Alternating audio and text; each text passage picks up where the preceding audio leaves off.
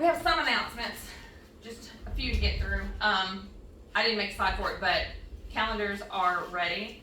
They were ready last Sunday, but we didn't have services because that was the first. So they are ready. If you haven't already grabbed a calendar, they're ready. You can grab them over there by the in the media window. And then on Wednesday, the 11th, is our Dairy Queen fundraiser that we're doing every month. They filled up once school started with a lot of different, like the band boosters and the cheerleaders and the football, with all the different things that the schools do. And so the only day we had available was a Wednesday. We don't like doing a Wednesday because that's when we have church, so it's hard for us to get there. But that's the only day we had, so we took it.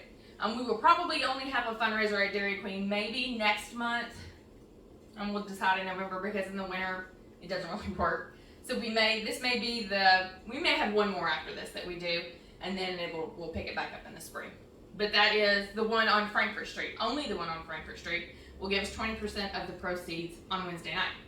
And then directly following Wednesday on Thursday is our ladies meeting. Remember, we bumped it up to the second Thursday of every month. So we're meeting here at 6:30 for that this week. Just a reminder about Ragnar, it's obviously not this week, but it's the very first weekend after September, so we got to spend September getting praying for it, getting set up for it. I need to go back and see how many cups we had. We didn't have to buy any last year because we had so many, and I think we're still in the same boat. I think we still have plenty of cups, but I'll go back there and do an inventory. I'll try to do it like this week, and then we'll have an idea of what we still need and what has to be purchased. But keep that in mind because, like I said, it comes up rather quick, and it's been successful with COVID, without COVID. I mean, either way, we've been fortunate with that fundraiser, so it works really well for us. That's it for our announcements, aside from the fact that Caleb Lauderdale turned 20 today. No longer a teenager in my house. I've only got one teenager left in my house now. I literally have grown men around me all the time. So a happy birthday to Caleb. And with that, he can go hide in the youth room so nobody talks to him. Just kidding. He's not going to go hide in the youth room. I think they're going to go out to Dairy Queen. Shame it's on Wednesday. They could, then the money would come back to us. Yeah, why couldn't you be born later? Right. Come on, Caleb. Why couldn't you be born a few days later? Had to be right on time. We are officially good and in the month of September. We have had a busy summer. We usually do. We try to get into as much stuff as we can. And this year was no different from the previous years because we wanted to really get the station out there. We wanted to get awareness about that. We wanted to get people talking about it. There's a lot of misconceptions and a lot of things people don't realize they don't know. I've come across people who have been like that when we started last year with the warming center, that she was like, I didn't ever want to volunteer. I wanted to support and stuff. She's like, but I didn't want to volunteer. There's no way my husband would have been comfortable with that. I didn't think it was that safe. And then once we were able to talk to her and show her the things that we do and how we do things and protocols that we have in place and how active the police are in it all and the difference in where we hang out versus where they hang out, where the guests hang out versus the volunteers. She's completely comfortable with volunteering this coming winter. So I think there's just a lot of people that just have in their mind what they think it looks like, and it's not quite accurate. So it was a chance to be out in the community and kind of have conversations and dialogues, just kind of inform them a little bit better to maybe pique their interest to check into it. People have been overwhelmingly appreciative of it. They have, we've seen the biggest givers of the people that had the least amount to give. St. John's has been an absolute blessing, jumping in on not just the station, but other ministries as well. But they jumped in and they're in the same boat we are. They're a very small church, and they're, our difficulty, our mountain, is that we're small. So that means our resources are small. Even if we all gave $100, well, if 100 people give $100 versus 4 people give $100, our resources are small just because our numbers were small. And while they have probably 4 or 5 times the congregation that we have on a Sunday, theirs are all retired. Theirs are all older people with medical conditions where they have to take medication and they can't be up all night, or they're not physically well to be up all night. And so their problem is they can be involved, but they can't physically necessarily man the station. So they wanted to come on and help with snacks and help with linens and help, in another way. And so we are seeing churches that look up and say, we can't give in the traditional way, we don't have it, are finding ways to become the biggest givers in other ways. And that's exactly what we do. We have a food pantry. We can't give everybody groceries for a week. We can't. We're not big enough, and we don't have the space to keep that amount of groceries anyway. But we can give you a little bit, and the food bank can give you groceries for a month, right? So we're like, we can't do that, but we can do this. And we see especially with the station, a lot of people saying, I can't do that, but I can do this. And they feel like it's just a little. They feel like it's all they've got, and they don't realize that that is making a huge difference, that we're not asking any one individual or organization to come in and fix it all and run it all. We're just saying, if it's an interest, if it's something that bothers you, jump on board. And we're seeing that happen. It's exciting. It's good to see that happen. And we've had the opportunity to always connect with somebody. Over the summer with the fair, we connected with the guy who can fix heating and air, and then we connected with More Than a Bakery at the Fall Festival, and we connected with, because he informed us that their employees get a full paid day to spend volunteering at an organization. So to be able to get this word out, because I don't know that their employees are aware of that or remember it, maybe they work too long and don't remember, to be able to connect with people and get that kind of information is important, and we've had the opportunity to do that all summer. The most common phrases I hear from people, and I heard it so many times yesterday while we were at the Fall Festival, the biggest one was, why don't the bigger churches do this? They're a lot bigger than y'all. They have more space, they have more people, they have more resources, and while those things are certainly true, I'm immediately to say, at least here in Versailles, our bigger churches, 9 times out of 10, they have a children's program. They have a daycare, or they have a summer camp, or they have some kind of school on their grounds. They have some kind of child care school education system going on, and for insurance purposes and legalities, you can't have people who often have felonies in the same building with the children. It's not okay. You can't do that with their insurance, and so they can't open up their building to be a homeless center overnight. We're not a child care center. We don't provide a school atmosphere for children every day, and so we don't have that problem. And then after I explain that to them, they still want to blame big churches for not doing more, and I get that mentality. I think you can get weighed down a lot if you get into the mentality of who's not doing enough. That doesn't get you anywhere. It doesn't change the fact that I'm doing it. So I don't feel like that's somewhere where I'm going to let my thoughts dwell. Do I have those thoughts? Of course, but I immediately turn around and say, the big church may not be doing this, but St. John's is doing this. The big church may not be doing this, but Judge Kay has stepped in and offered this. I turn to what is being done instead of worrying about what's not being done or what could be done. It's just not helpful.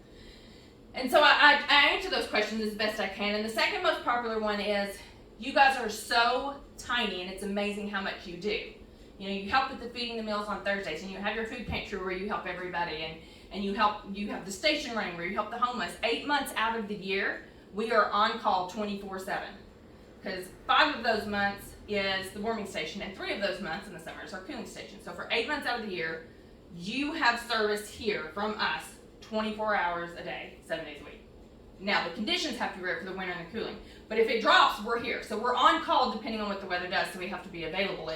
And a lot of people were like, you're so little. You only have 4 people. You do so much. I don't understand how you're doing so much. And then they begin the comparison game. If you can do this with this little, why can't they do more with all of that? And I encourage people not to compare, because there's always comments about our size versus our impact. And I remember the conversation I had with the minister, and I'm not into bashing each other or splitting the church, so I won't name him, but I ran into him at Kroger one day, a year and a half ago maybe, and we were buying something, and I think I was getting something for the food pantry, and he was just making small talk like you do.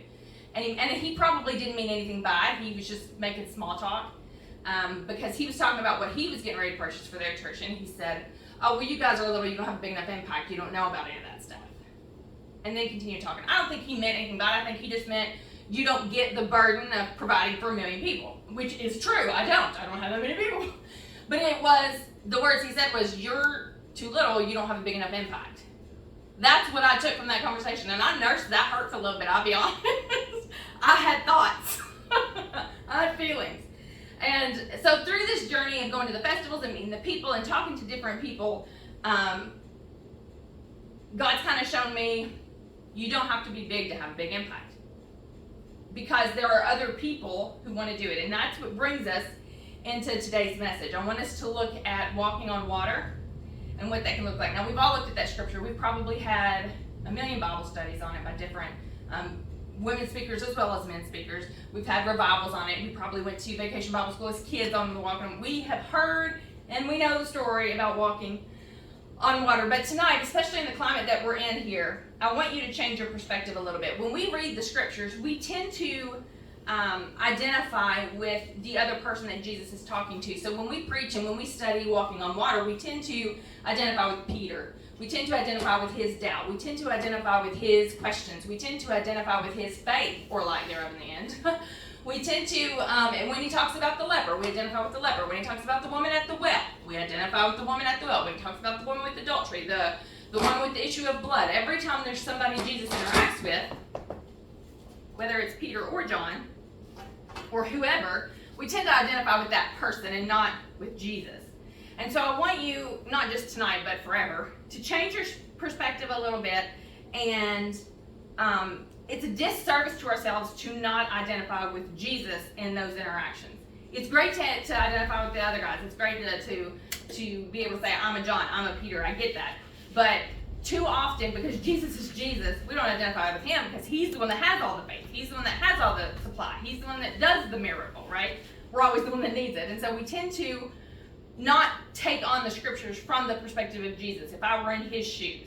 When the reality is, Jesus didn't call us to be like Peter. He didn't call us to be like John. He didn't call us to be like the leper. He called us to be like him.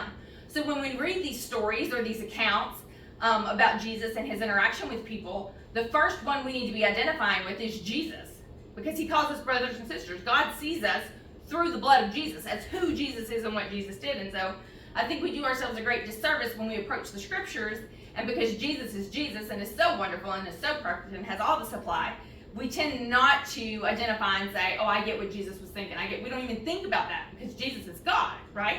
But I want us to remember that it is in his humanity that he's relatable and that his commands can be effectual. Because he's in the flesh doing the exact same things he's asking us to do. When he says, do what I do, he's in the flesh doing what he does.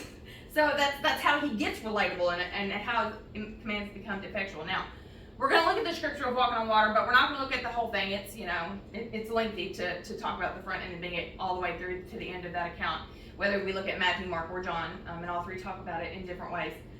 We're not going to do that because, like I said, we could all probably recite it front to back. We're just going to kind of magnify in on verses 27 through 29. And Peter, the waves are going crazy, the storm's coming, Jesus is walking on the water, everybody sees him, they're scared because they think he's a ghost. So we pick up there and immediately Jesus spoke to them, have courage, it is I, don't be afraid. Lord, if it's you, Peter answered, command me. Command me to come to you on the water. He said, come. And climbing out of the boat, Peter started walking on the water toward Jesus. This,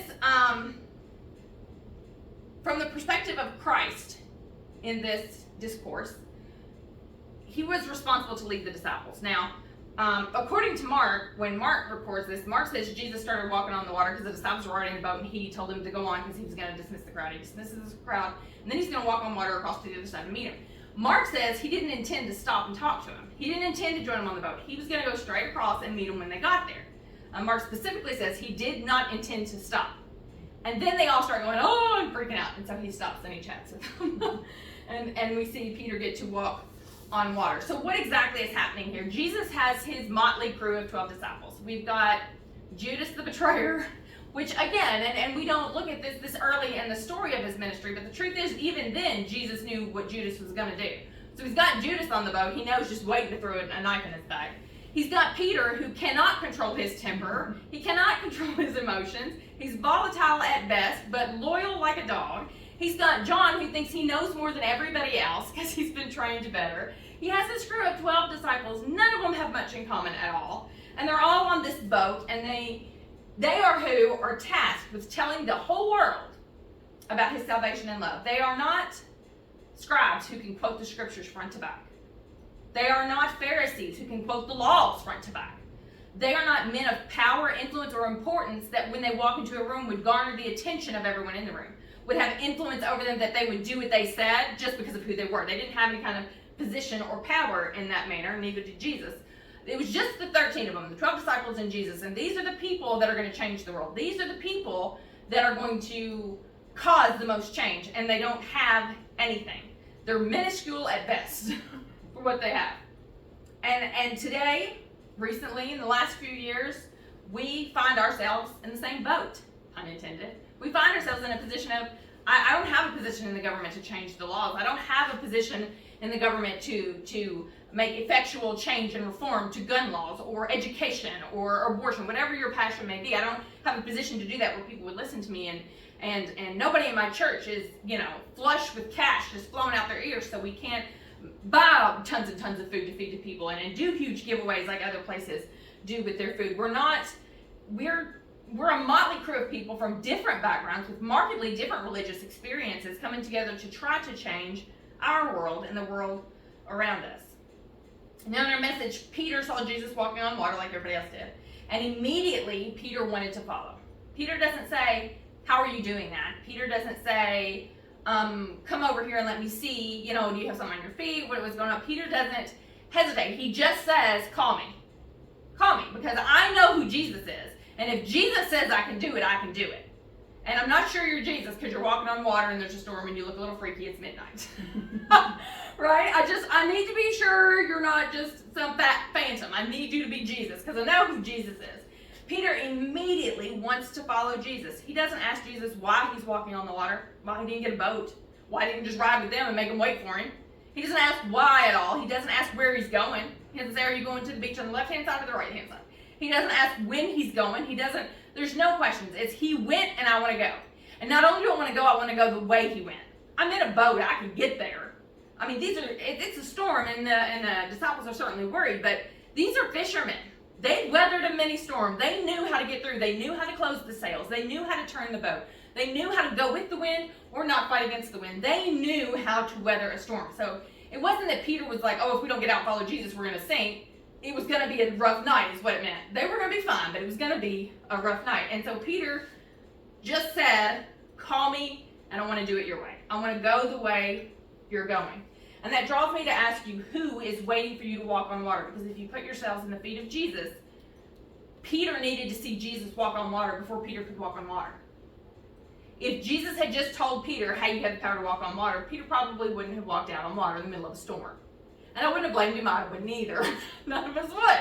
But Peter needed Jesus to walk on water for Peter to want to walk on water.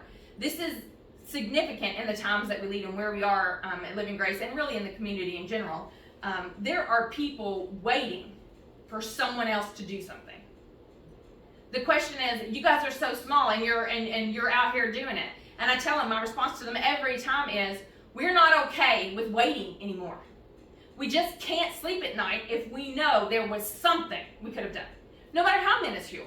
I can't do everything, but there is always something I can do. Don't look at me and say I can't do anything. Yes, you can. There's always something you can do, whether it's a prayer, whether it's making a prayer chain, getting 4 of your best friends and saying, I know this sounds silly and I feel embarrassed to say it, but I think we all should pray at 10 o'clock every day this week for whatever. There are things we can do that don't cost money, that we don't have to go anywhere, we don't have to talk to strangers. There are things we can all do.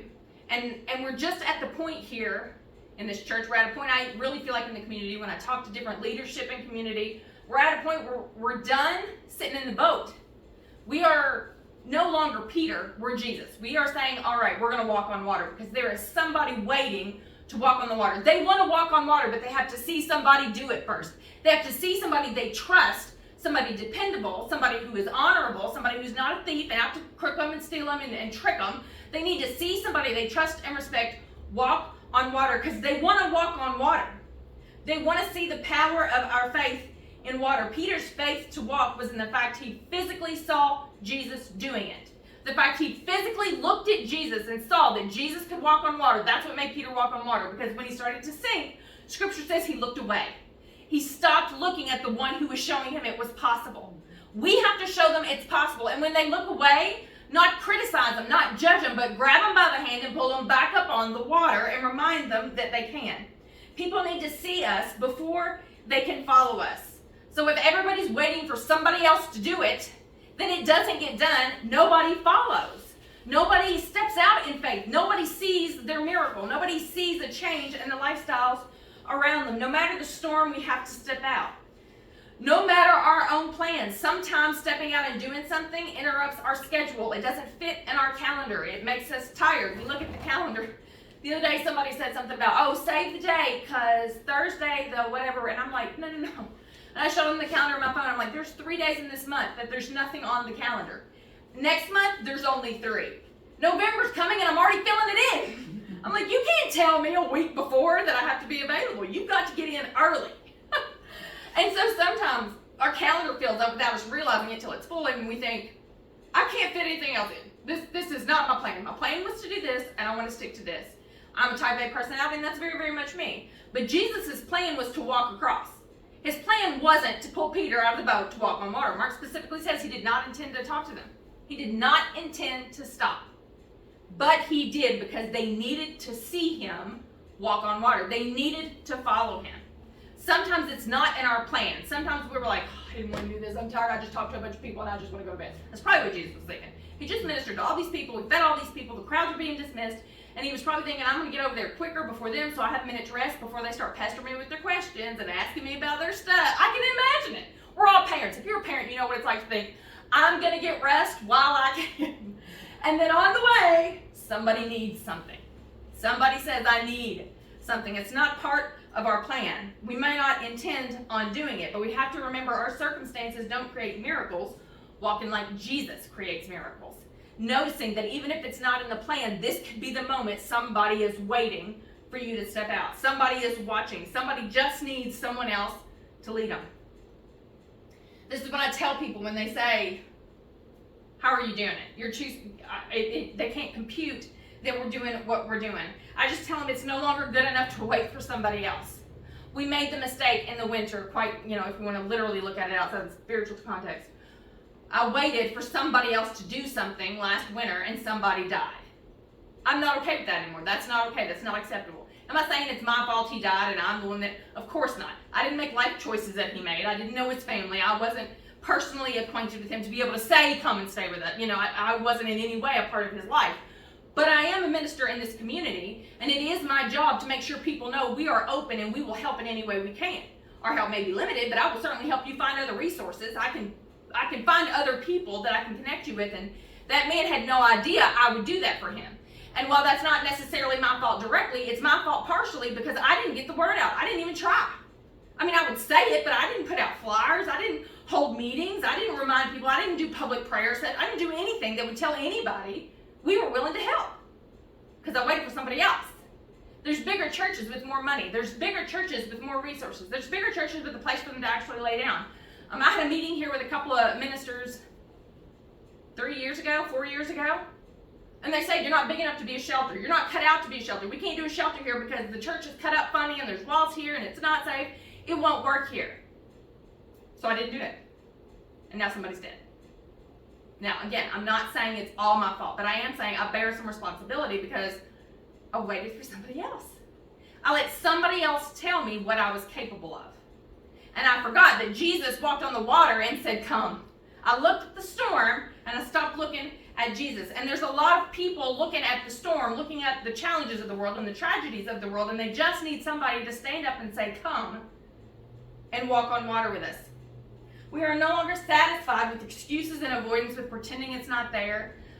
Thankfully, we don't have a huge population of homeless people. We're not like Detroit or Kensington Place, Kensington, whatever it is in Pennsylvania where it's so bad.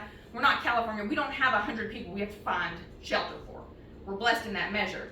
But because of that, it's easy to say there's not enough for me to worry about. There were a few times we were open this summer for the cooling station, and I had somebody come in one day for like 20 minutes, and that's the only person I saw. They were here one day for 20 minutes.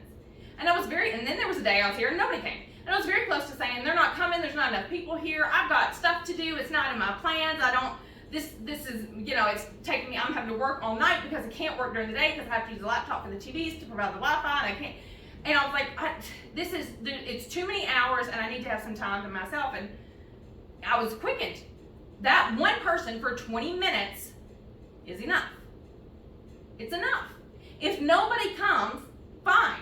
But if I'm closed and then somebody needs me, I'm not going to be okay with that. That's going to affect me, and I know it is. So you got to dig in and dig hard. You can't be okay with excuses of there's not enough. One is enough.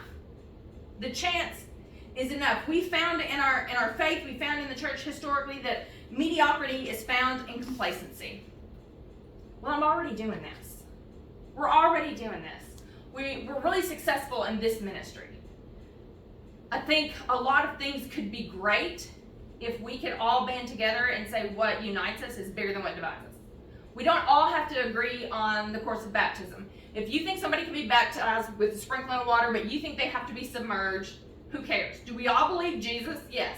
You know, the things that unite us are way bigger than the things doctrinally that may divide us. And because of that, just because we're strong in one ministry doesn't mean we can't support another. Doesn't mean we can't look at another church and say, you know, all of our resources and all of our efforts go to here, but we can definitely do something here. We do it here. All of our resources, all of our time, everything we are goes to our 3 ministries, and we don't have a lot to give out to anybody anywhere else because we're small. But we volunteer for the Humane Society and help them. We volunteer for the Brothers Run and help them. Anytime somebody steps up and says, hey, we need help, we jump right in when and where we can.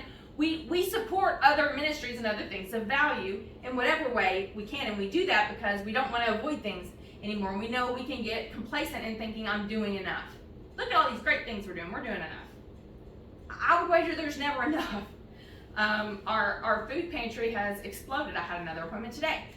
It's exploded the last month and a half. And I'll be honest, it would be very easy to let other ministries slide and put everything we have toward that because it is the bigger need right in this exact moment. But if I do that, then we get complacency saying, well, we've done all we can, instead of being like, there has to be a miracle. Somebody has to see me walk on water and say, we can do more than one thing. We're bigger than that. God is bigger than that. We do what we do because somebody is waiting to follow us. That may be the next generation. That may be your children. That may be your children's children. I've said 100 times, I will scream so that women behind me don't have to. Being female clergy sometimes is a very, very big setback. Not nearly as often as it used to be. I'm thankful that opinions are changing and that it's not the road that it used to be. But there's still some rooms where we're not welcome, and I don't want other little girls who were me once upon a time think I can never do that and not do their calling for years because she thought women weren't strong enough or capable of doing this. How dare that girl that's behind me think, oh, if you're poor, you can't make a difference. You won't make a big impact if you're little. I don't want that for her. I want to walk on water so that she sees, I don't care what your circumstance is, you can walk on water. I want to do that for you, whether it's the next generation, maybe it's the government. Maybe at some point in your life you'll have a moment like I had with the county judge executive when he came to the church. I want to meet with you. And he came to the church and we sat down and he looked at me, the smallest church in the county. That day our bank account was sitting on $2. We were in the middle of winter. It was February. We were seeing below zero. Somebody had just passed away. And that man looked me straight in the eye and he said, will you do it? Now I could have said, look around. What do you mean, will I? It's not will I. I can't. I don't have anywhere to put them. Where am I going to put them? This doesn't work here. I could have had all of the excuses, but sometimes the government is waiting for us to walk on water. Because it's me. As soon as I said I want to, he said, if you will, I will come with you. If you will, I will give you the resources. If you will, I will provide the beds. If you will, he was saying, if you'll walk on water and call me, I'll come. I need somebody to walk on the water to come with me. It might be your government. Believe me, I was the last one that thought that would ever happen, especially considering our size and our resources. I thought for sure there'd be a bigger church that he was going to go to for that. It may just be your community. We have people that come that aren't homeless necessarily, but they come in and they're just blown away, and they've said over and over and over, I don't have a church. I don't have a home church, and I've been church hurt, and I'm not sure I want to be in church, but I want to be involved in this. I don't want to, I see people on social media blaming people, and I don't want to be a part of the problem. I want to contribute somehow. Somebody's waiting for you to say, I'm not going to be a part of the drama, I'm going to be a part of the solution. They need to see that so that they can jump and do it with you. People in this community, people in the government, next generation, your children, your friends' children, they're waiting for somebody to walk on the water. It's why politics are so volatile right now. This country is waiting for somebody to give us a miracle because we are all in. We are waiting for inflation to stop because we're all in. As soon as somebody walks on the water of helping us financially, we're all coming out of the boat before they even say come. We're just going to go. We're not even going to ask. We're going to be like, that's great. And we are so desperate. That's why it's so volatile, because we're so sure this one's going to do it or that one's going to do it. I don't care how much you love Trump. He's not going to make your finances better. I don't care how much you love Kamala. She's not going to make your finances better. As individuals, they don't have the power to do that. We live in a democracy. They have to have the cooperation of 2 different houses, the House and the Senate. It doesn't matter what they want to do. They got to have everybody on board, and it doesn't matter who you vote for, and that's why the politics are so volatile right now. We want to blame one and single out one when we need a leader. It's why there's disillusionment with the church right now. Somebody died. And like I said, they tell us all the time, how come the big churches aren't doing anything? Why don't the other churches? People are looking around and they don't understand what's going on. They don't understand the bottom line. And they're saying, the churches don't care. That's not necessarily true. It could be for churches. I don't know. I haven't talked to them. But I'm just saying, for my belief, that's not necessarily true. There's all kinds of reasons why a church might not be able to do it. But people just see them doing nothing. People want to see the church walk out on water. They want to see the church say, it's impossible, but I know a Savior who does the impossible. I know somebody who can do that. They're waiting for somebody to be like Jesus, because we're called to be like Jesus, not like Peter. We are not called to be like the broken people Jesus is healing. We are not called to be like the lonely people Jesus is meeting. We're not called to be the people that we preach about every day and allow ourselves to say, we're broken just like this. We experience just like this. We're part of the majority just like they are. That's not what we're supposed to be identifying with. We're supposed to be Jesus healing, restoring, bringing forth, walking on water, and leading the way. We're just walking on water, telling everybody in the boat to come. That's all we're doing here. And it's been exciting. It's been exhilarating. Lord willing, it doesn't stop, because people are following. People are jumping out of the boat and coming with us. And so I think the message for tonight, and I think the message for this winter and for the station, for the church as a whole, yes, we're little. Yes, we're doing great things, but we think greater things can happen if we do those great things. Jesus said greater things will you do because they go to heaven. Greater things will they do if they follow us. They just need us to do it. They need us to believe, and they need us to be trustworthy to take the first step, because we can walk on water. We can have a homeless station here in Versailles. We can have a permanent one, maybe not here, that probably won't work here, but we can have a permanent one in Versailles. We can have affordable housing in Versailles. We can have community in Versailles that cares about people. We just need to get somebody to walk on water and make those miracles realistic, because people will follow every single time if there's just somebody willing to do it. Somebody willing to take time out of their day that they don't want to do it. Somebody too busy to bother, but willing to realize that's what they need. They need to physically see us do what we say we want. Do what we say we care about. When we say we worry about the down and out and then we don't do anything for them, it's hard to believe that. If you say I can walk on water, but I never see you walk on water, I'm going to doubt that a little bit. But if I see you on the water, I'm going to be a Peter and come right after you and see how else I can help you. I want to encourage you in your personal lives, in small moments, if it's in front of your husband or your wife, in front of your parents, be the one that walks on water. Father, I'm thankful for your leadership. I'm thankful for the example of Christ to walk on water. I'm thankful that it is not blasphemy. It is not ego to say I want to be like Jesus. That's what we're called to do. God, I am thankful that we can have the boldness, Lord, that Jesus has empowered us with the ability to step out of the boat and take that first step.